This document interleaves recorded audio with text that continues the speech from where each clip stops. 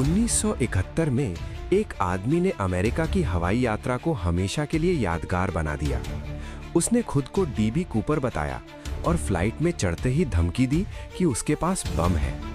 उसने सरकार से $2 लाख और पैराशूट की मांग की।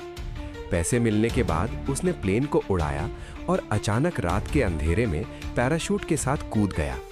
उसके बाद उसकी कोई खबर नहीं मिली, न उसकी बॉडी मिली न पूरा पैसा।